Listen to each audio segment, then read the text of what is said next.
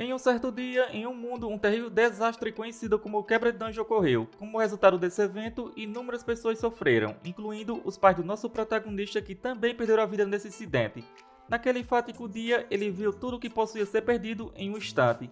Foi nesse momento que ele fez uma promessa a si mesmo, enquanto lágrimas de sangue escorriam. Ele se tornaria um caçador determinado a erradicar todos esses monstros. Entretanto, ele não possuía nenhum talento inato e por isso enfrentou dificuldades extremas. Contudo, um dia ele foi convocado para a Torre dos Desafios, marcando o início de uma reviravolta em sua vida. Esta é a parte 7, se ainda não viu as partes anteriores, deixarei uma playlist abaixo para vocês. Agora continuaremos de onde paramos. O nosso protagonista, chamado Sang-won, tem acabado de terminar o desafio do Andar 11, onde ele passou por muitas dificuldades e até mesmo conversou com Deus. Após tudo isso, ele não sabia em quem mais confiar. Com isso, assim que ele vai para o mundo da Sangue de Ferro, ele ataca a monarca. Ela fala para ele se recompor, dizendo que ele não está com a cabeça no lugar agora. Sang-won fala que os administradores e a torre têm algum tipo de relação entre os dois para explorar os desafiantes. Em seguida, ele lança um ataque com sua habilidade de sangue. A monarca fala que isso não faz sentido e assim se defende e fala para Sang-won cair na real.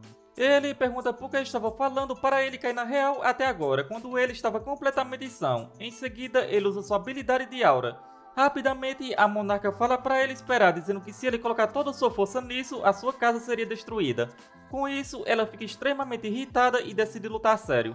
Sang-won consegue desviar facilmente do ataque dela, mas para sua surpresa, ela já estava ao seu lado, perguntando para ele o que ele pensava que iria acontecer e em seguida o joga no chão.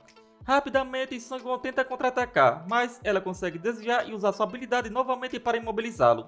Com o passar do tempo, Sang-won pede perdão por tudo, dizendo que já recobrou os sentidos, então já poderia desamarrá-lo.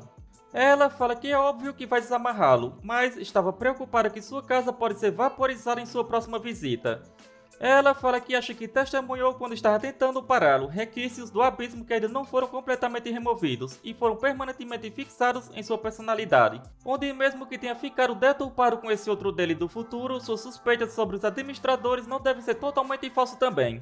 Ela fala que deixará isso claro, ninguém é capaz de entender as intenções da torre, isso também vale para os administradores. Com isso, ele pergunta se a torre não tem nenhuma expectativa sobre ele.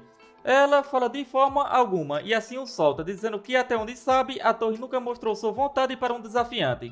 Então, esse fato da torre esperar algo especial de um desafiante não faz sentido nenhum, mas vendo como não para de pensar nisso, quer dizer que alguém contou isso para ele. Sang-won confirma, dizendo que o deus da verificação falou como se a torre esperasse algo dele.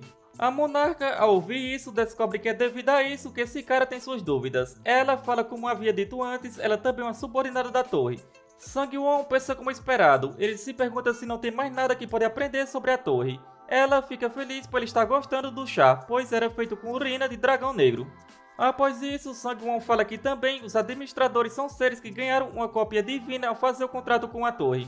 A monarca fala que não pode contar sobre isso agora, mas se for ele, mesmo que não queira, vai acabar descobrindo sozinho. Assim, ele fala que só tem mais uma coisa para perguntar. Onde ela disse anteriormente que tinha um desejo, e a mestre da espada da garça branca lhe disse que o desejo é um direito dado pela torre aos administradores, e que pode ser realizado através dos desafiantes que assinaram um contrato de discípulo. A monarca fala que aquela malandrinha contou tudo sobre os desejos. Com isso, ele pergunta por que ela não lhe contou sobre os desejos antes.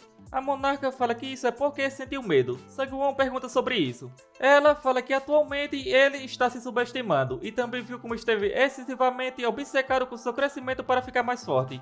Ela pensou que ele sairia voando direto para o primeiro desafio do desejo, como uma mariposa em direção à luz.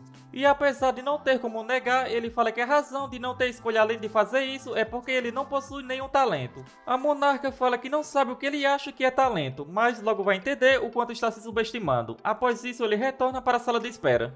O talento é uma conquista imutável, um presente dado pelos céus. São separados entre 3 aptidões no mundo dos caçadores: a aquisição de habilidade, o aumento de estatísticas e a iluminação de traço. Esses são os chamados 3 presentes de um caçador, e ele não nasceu com nenhum deles. Não pôde ganhar uma habilidade, seus atributos não aumentaram e nem foi iluminado com um traço único. Depois que entrou na Torre dos Desafios, muita coisa mudou, mas a verdade é que uma pessoa sem talento como ele não pode crescer devido às suas características. E a monarca do Sangue de Ferro está errada sobre uma coisa, que ele possui talento. Se realmente ele tivesse algo assim, seria capaz de se tornar um caçador famoso, mesmo que não viesse para a torre. A monarca revelou que o desafio do Andar 12 é uma luta contra ele mesmo, um desafio onde ele precisa lutar e vencer contra uma versão reproduzida de si mesmo. Ele fala qual é o sentido de ficar pensando mais nisso, onde esse desafio é sobre olhar para si mesmo de forma objetiva. Com isso, bastava apenas considerar como uma oportunidade de melhorar suas habilidades de luta. Durante o incidente com Ryuki, essa poção foi uma das recompensas que ele recebeu do governo japonês, a poção de aumento de proficiência de habilidade. Catherine também lhe deu a dela, e assim ele tem um total de 3. Com isso, ele aumenta seu gerenciamento de mana, pois ela se tornou a fundação de todas as outras habilidades, então definitivamente vale o investimento. Em seguida, ele pega o espelho antigo da verificação, e usando os olhos do dragão, o sistema informa que apenas na primeira vez ele pode adquirir habilidade enraizada em pensamentos remanescentes. No entanto, o jogador não tem escolha sobre a obtenção da habilidade enraizada, e atualmente o deus da verificação modificou uma parte do efeito especialmente para um desafiante. O pensamento remanescente é um efeito exclusivo do espelho antigo da verificação, e como ele ativou esse efeito, ele ganhou aleatoriamente a habilidade enraizada. E assim, herdou a habilidade foco de batalha de ranquear mais, tendo o efeito de aumentar sua concentração aleatoriamente, no máximo 20 vezes, e ao usá-la em excesso, um recuo proporcional será aplicado. Ele percebe que tudo isso não foi nada mal, e assim segue para o desafio do Andar 12, com o tema Superando os Limites. A duração é de 48 horas e o objetivo é matar sua duplicata dentro do tempo limite. Caso o tempo acabe, o jogador morre. A recompensa é a coroa cinzenta do Imperador Ancião de ranquear menos. Em seguida, ele se depara com sua cópia praticamente perfeita.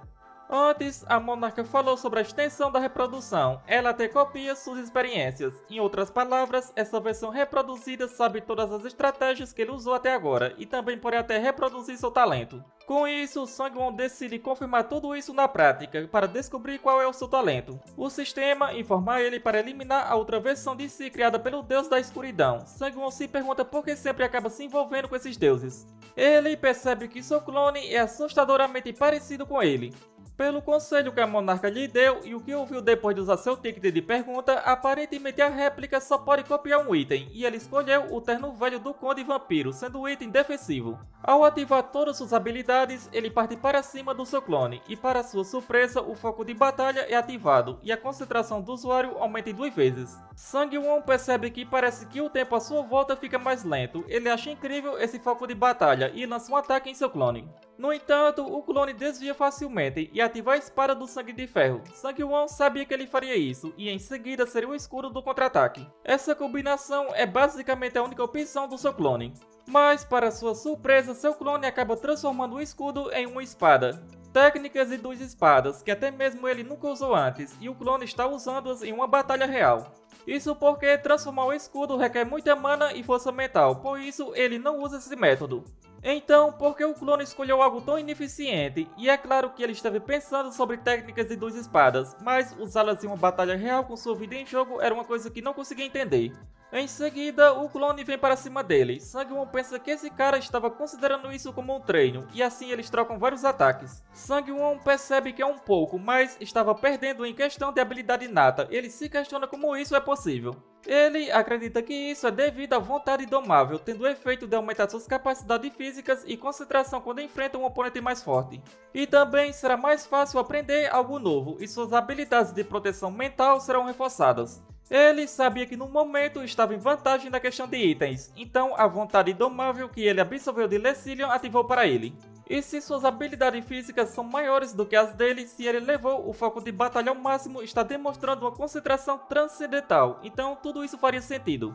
Porém, o maior problema agora é a esgrima que a réplica está usando, que estava sendo reproduzida através de 2 espadas, mas é definitivamente a esgrima dele. Com isso, ele não tinha dúvidas disso, a espada dracônica do Paraíso Azul é a esgrima de Ryuki. Ele só conheceu uma vez, mas ainda se lembra claramente a assustadora religiosidade que o ajudou a entender sua arrogância de menosprezar habilidades. Não era habilidade ou força, mas sim pura técnica. Aquelas técnicas o fizeram pensar, assim como Ryuki disse, que elas podem ultrapassar as habilidades como um todo. Isso porque a esgrima de Ryuki não usava habilidades, ele pensou que não poderia aprendê-la por conta própria, assim ele percebe que esse era o verdadeiro talento que a monarca estava falando. Como ele encontrou um oponente difícil de vencer, ativa a habilidade Vontade Indomável. Ele pensa que agora o sistema julgou que ele está em desvantagem, mesmo que ainda tenha a superioridade de itens. Neste momento, Sangwon se pergunta se esse cara é mais forte, o que o deixa bastante irritado. Ele ativa o foco de batalha aumentando em 10 vezes e assim vai para cima, porém nem mesmo assim consegue lutar. Sang-won se pergunta como esse clone está no seu nível, ele era um monstro. Em seguida, ele aumenta o foco de batalha para 15 vezes e rapidamente vai para trás do clone e finalmente acerta um ataque. Junto com as asas de aço, aumentando para 17 vezes o foco de batalha, ele vai com tudo, acreditando que pegou o clone. Mas, para sua surpresa, o clone explode o próprio braço, cobrindo a visão de Sang-won com sangue. Devido a isso, ele erra o ataque e logo em seguida o clone lança um poderoso ataque. Sang-won sabia que iria morrer e sem escolhas ele aumenta o foco de batalha em 20 vezes. Ele consegue desviar e assim entra em um estado de concentração que ultrapassa os limites. Sang-won fala que estava se sentindo um idiota porque quase realmente morreu. Ele, irritado, então fala que vai destroçar o seu clone. E assim chegamos ao final deste vídeo. Como sempre, espero que tenham curtido. Não se esqueça de deixar o seu like e se ainda não é inscrito, não custa nada se inscrever. Isso me motiva bastante a trazer novos vídeos o mais rápido possível. Se chegou até aqui, só tenho a agradecer. Nos vemos no próximo vídeo. Falou!